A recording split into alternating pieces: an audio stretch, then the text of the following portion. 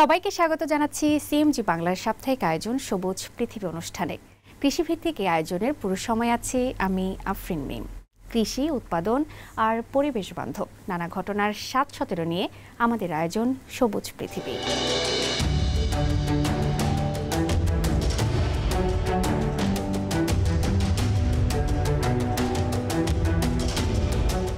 ফুল চাষে বরাবরই এগিয়ে আছে চীন। দিন দিন ফুল চাষে আরও আগ্রহী হয়ে উঠছে দেশটির চাষিরা। সম্প্রতি দেশটির প্রেসিডেন্ট শি জিনপিং ইউনান প্রদেশের লিচিয়াং শহরে অবস্থিত শিল্প পার্ক পরিদর্শনের পর এখানকার চাষিরা আরও পূর্ণ উদ্যমে শুরু করেছে তাদের কাজ। সমুদ্রপৃষ্ঠ থেকে প্রায় ২৩০০ মিটার উচ্চতায় এই শিল্প পার্ক ফুল শিল্পের জন্য গুরুত্বপূর্ণ ভূমিকা পালন করছে। বিস্তারিত থাকছে প্রতিবেদনে।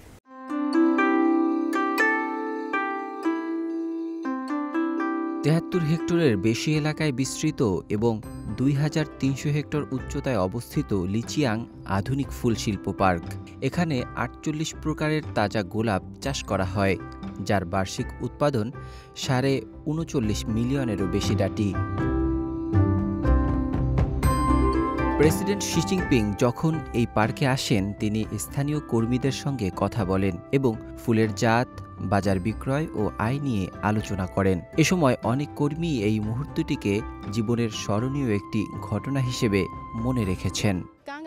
প্রেসিডেন্ট শি আমার কাছে এসে আমাকে ফুল প্যাক করার পদ্ধতি সম্পর্কে কথা বলেন। তিনি স্নেহপূর্ণ হাসি সহকারে কথা বললেন, যা আমাকে খুব আনন্দকর অনুভূতি দিয়েছে। লিচিয়াংয়ের উচ্চতায় বিশেষ সূর্যালোক পাওয়া যায়, যা গোলাপসহ অন্যান্য ফুলের গুণমানকে উন্নত করে। এ ফুলের ডাঁটি দীর্ঘ হয় এবং ফুলের স্থায়িত্ব বেশিরভাগ সময় ১৭ থেকে ২৫ দিন হয়ে থাকে। গোলাপ ছাড়াও পার্কটি ১৮ প্রকারের রঙিন কলা লিলি উৎপাদন করে। এটি দেশের সবচেয়ে বড় গ্রিনহাউস ভিত্তিক রঙিন কলা লিলি উৎপাদন কেন্দ্র, যার বার্ষিক উৎপাদন প্রায় ৯ লাখ পিস। এই পার্কের পণ্যগুলি চীনের প্রধান শহরগুলো যেমন বেইজিং, সাংহাই ও গুয়াংচৌ এবং আন্তর্জাতিক বাজারে যেমন জাপান, ভিয়েতনাম ও রাশিয়া রফতানি হয়। এটি স্থানীয় অর্থনীতি উন্নয়নের গুরুত্বপূর্ণ ভূমিকা পালন করছে এবং আশেপাশের ৩০০ জনেরও বেশি মানুষের কর্মসংস্থান সৃষ্টি করেছে। প্রেসিডেন্ট শির সফর আমাদের জন্য একটি বড় উৎসাহ। ভবিষ্যতে আমরা ফুলের জাত উন্নত করতে, শিল্প শৃঙ্খলা সম্প্রসারণ করতে এবং আরও লোকজনের জন্য কর্মসংস্থান সৃষ্টি করতে কাজ করব।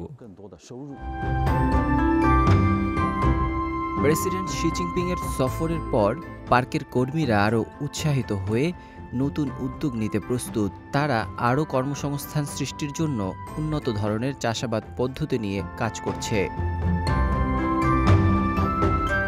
চীনা সরকারের সহায়তায় এবং স্থানীয় কর্মীদের কঠোর পরিশ্রমে লিচিয়াং আধুনিক শিল্প পার্কটি এখন একটি উদাহরণ হয়ে উঠেছে, যা ফুল শিল্পের ভবিষ্যৎ গঠনে গুরুত্বপূর্ণ ভূমিকা পালন করছে।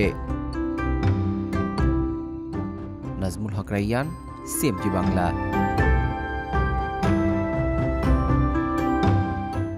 বিশ্বব্যাপী কৃষিকাজে ব্যবহৃত হচ্ছে চীনের কৃষি প্রযুক্তি। সম্প্রতি দেশটির পূর্বাঞ্চলের চচিয়াং প্রদেশের কৃষি প্রযুক্তি রপ্তানি হচ্ছে বিশ্বজুড়েই, কেননা গ্রাহকের চাহিদা অনুযায়ী পণ্য তৈরি করছে এই প্রদেশের বেশ কিছু প্রতিষ্ঠান। চীনা কৃষি প্রযুক্তির নতুনত্ব কি বা কেনই বা বেশি চাহিদা এই প্রযুক্তির, তাই নিয়ে থাকছে এবারের প্রতিবেদন। পূর্ব চীনের চচিয়াং প্রদেশ, যেখানে তৈরি হচ্ছে নানা ধরনের কৃষি প্রযুক্তি।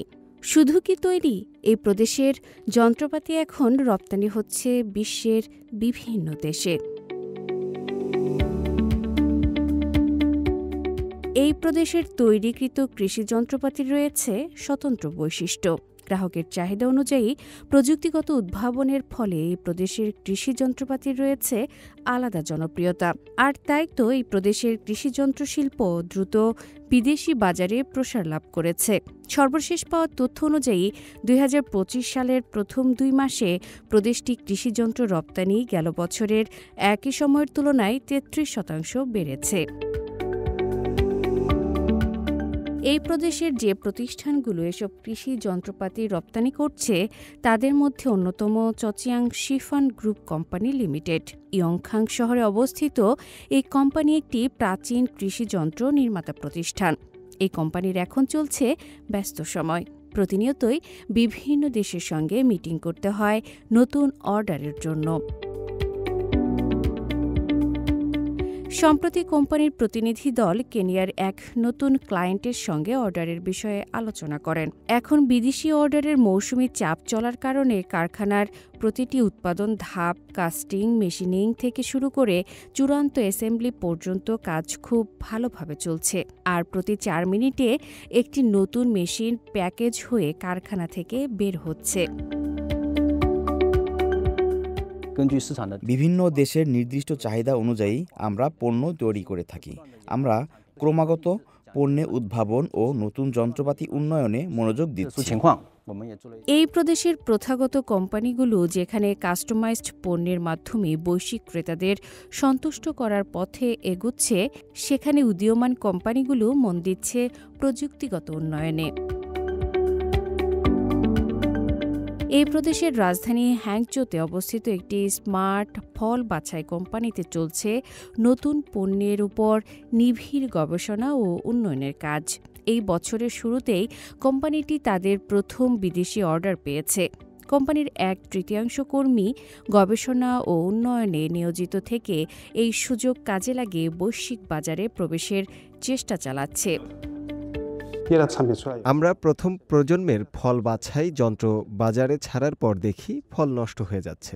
দ্বিতীয় প্রজন্মে সেই সমস্যার সমাধান হলেও দক্ষতায় ঘাটতি ছিল, যা বাস্তব উৎপাদন চাহিদা পূরণ করতে পারেনি। এরপর আমরা তৃতীয় প্রজন্মের যন্ত্র তৈরি করি। সেখানে ট্রে যোগ করে উভয় সমস্যা, নষ্ট হওয়া ও দক্ষতা ঘাটতি সমাধান করেছি। আসিয়ান ও ইউরোপীয় ইউনিয়নের মতো প্রথাগত বাজার ছাড়াও এই যন্ত্রপাতি এখন আফ্রিকাতেও পৌঁছেছে। এই প্রদেশের আফ্রিকার সঙ্গে কৃষিযন্ত্র বাণিজ্যের সবচেয়ে বড় কেন্দ্র তৈরি হচ্ছে। চিনহুয়া শহরে নির্মাণাধীন এই কেন্দ্রের নাম চায়না আফ্রিকা কৃষি বিজ্ঞান ও প্রযুক্তি উদ্ভাবন পার্ক। নির্মাণ কাজ শেষ হলে পার্কে আফ্রিকার জলবায়ু পরিস্থিতি অনুকরণ করে পরীক্ষা করা হবে কোন ফলমূল, সবজি ও অন্যান্য ফসল আফ্রিকায় চাষের উপযোগী। এরপর ফসলের বৃদ্ধি বৈশিষ্ট্যের ভিত্তিতে কৃষি যন্ত্রপাতি তৈরি করা হবে। 4200টিরও বেশি কৃষিযন্ত্র কোম্পানির আবাসস্থল এই প্রদেশ বর্তমানে চীনের কৃষি খাতে একটি প্রধান শক্তি হিসেবে কাজ করছে। বিদেশে কৃষিযন্ত্রের বিস্তার আরও জোরদার করতে বিভিন্ন সহায়ক পদক্ষেপ নিয়েছে চচিয়াং প্রদেশ। চলতি বছর প্রদেশটি মিশর, মরক্কোর মতো দেশে স্থানীয় কৃষিযন্ত্র রপ্তানিকারকদের নিয়ে এক্সপোতে অংশগ্রহণের পরিকল্পনা করেছে। পাশাপাশি কোম্পানিগুলোকে বিদেশে বিক্রয় কেন্দ্র ও বিক্রয়োত্তর সেবা কেন্দ্র গঠনের জন্য উৎসাহিত করা হচ্ছে। আফরিন মিম, CMG বাংলা।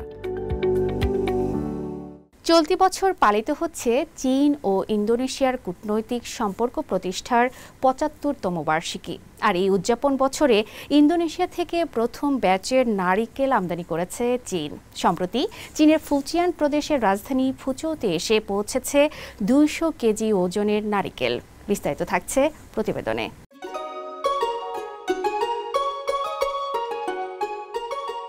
সাম্প্রতিক বছরগুলোতে চীনের বাজারে নারিকেলের চাহিদা ক্রমশ বৃদ্ধি পাচ্ছে।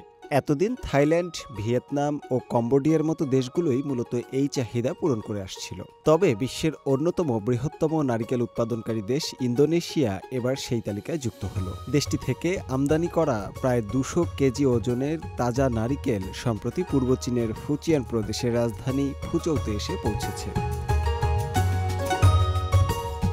এর ফলে চীনের ভোক্তারা আরও বৈচিত্র্যপূর্ণ ও উন্নত মানের নারিকেল পাওয়ার সুযোগ লাভ করল। একই সঙ্গে চীনের বিশাল বাজার ইন্দোনেশিয়ার নারিকেল চাষিদের জন্য খুলে দিল এক নতুন সম্ভাবনার দিগন্ত, যা তাদের অর্থনৈতিক উন্নয়নে গুরুত্বপূর্ণ ভূমিকা রাখবে। চলতি বছর চীন ও ইন্দোনেশিয়ার মধ্যে কূটনৈতিক সম্পর্ক প্রতিষ্ঠার ৭৫তম বার্ষিকী। এই বিশেষ বছরে ইন্দোনেশিয়া থেকে তাজা নারিকেল আমদানি শুরু হওয়া দুই দেশের মধ্যে বাণিজ্যিক সহযোগিতা আরও গভীর হওয়ার ইঙ্গিত বহন করে।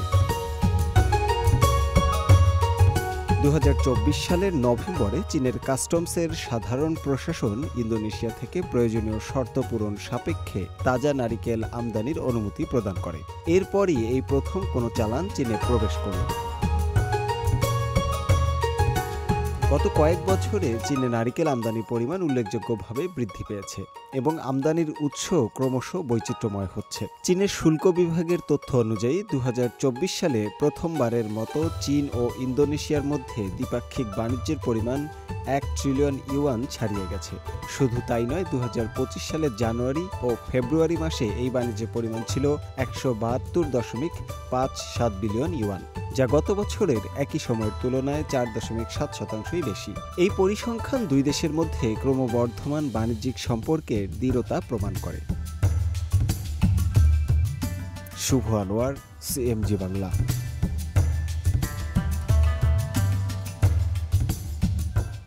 বসন্ত মানেই ফুলের উৎসব, আর চীনের কৃষিভিত্তিক অঞ্চলগুলো যেন বলছে বাগানে ফুল ফুটুক বা নাই ফুটুক, আজ কৃষির কথাই হবে। চীন জুড়ে কৃষিভিত্তিক পার্কগুলো এখন চলছে ফুল কেন্দ্রিক নানা সাংস্কৃতিক আয়োজন। কেউ রেপসিড ফুল দেখে মুগ্ধ, কেউ আবার ড্রোন দিয়ে চাষবাস দেখে চমকে উঠছেন। গান বাজনা, সাইকেল ভ্রমণ, ফুলের মাঠে ক্যারাওকে, সব মিলিয়ে চীনের প্রত্যন্ত গ্রাম ও মফস্বলের খামারগুলো যেন কৃষি, পর্যটন ও টিকটকের মিলন মেলা। চলুন ফুলের গ্রানে শোনা যাক চীনের কৃষি সংস্কৃতির গল্প।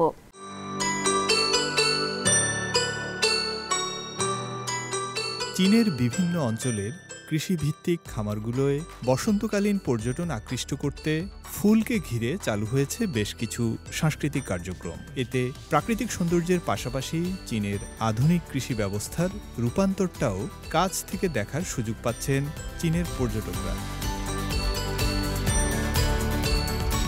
চচিয়াং প্রদেশের আনচি শহরের ইছুয়ান ইকোলজিক্যাল খামার চালু করেছে বিশেষ পর্যটন প্রোগ্রাম। সেখানে গড়ে তোলা হয়েছে কৃষি সংস্কৃতির অভিজ্ঞতা অর্জনের এলাকা ও গ্রামীণ কৃষি ভ্রমণ এলাকা। বিস্তীর্ণ রেপসিড ফুলের মাঠে দল বেঁধে পর্যটকরা ছবি তুলছেন এবং আধুনিক কৃষি প্রযুক্তির বাস্তব প্রয়োগ দেখছেন। এখন ফসল রোপণের জন্য ড্রোন সহ নানা নতুন প্রযুক্তি ব্যবহার হচ্ছে, যা দেখে সত্যি বিস্মিত হয়েছি। আনচি শহরে কৃষিভিত্তিক এই পর্যটন উদ্যোগ কৃষির জ্ঞানও ছড়িয়ে দিচ্ছে। চলতি বছর এই অঞ্চলে শুধুমাত্র রেপসিড ফুলের সৌন্দর্যের টানেই এসেছেন প্রায় 2000 পর্যটক। আমাদের পর্যটন প্রকল্প কৃষি সংস্কৃতির জ্ঞানও ছড়িয়ে দিচ্ছে, আর এই সরিষা ফুল আমাদের প্রচুর পর্যটক আকৃষ্ট করতে সাহায্য করছে। চীনের দক্ষিণ পশ্চিমাঞ্চলের সিচুয়ান প্রদেশের থিয়ানফু এগ্রিকালচারাল এক্সপো পার্কও ধরে রেখেছে ফুলের সংস্কৃতি। 2024 সালের ছেংতু ইন্টারন্যাশনাল হর্টিকালচারাল এক্সিবিশনের পর সেখানে গবেষণা প্রতিষ্ঠানগুলো 23টি নতুন জাতের রেপসিড ফুলের চাষ শুরু করেছে। আকাশ থেকে দেখলে মাঠগুলোকে মনে হবে যেন সারি সারি রঙিন কার্পেট।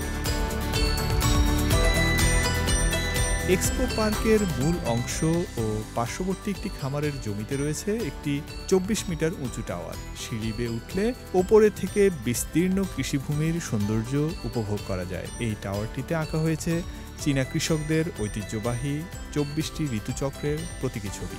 পর্যটকদের আরও আকৃষ্ট করতে পার্ক কর্তৃপক্ষ ফুলের মাঠে যার যার মতো করে কারাওকের মাধ্যমে গান গাওয়ার আয়োজনও করেছে, যা বাড়তি আনন্দ যোগাচ্ছে দর্শনার্থীদের মাঝে।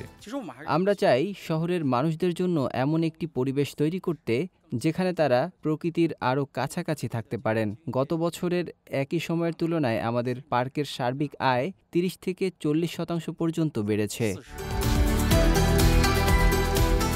চীনের কৃষিভূমির বুকে ফুটে ওঠা রঙিন ফুল আর আধুনিক প্রযুক্তির ছোঁয়া দেশটির গ্রামীণ জীবনকে চেনাচ্ছে নতুনভাবে।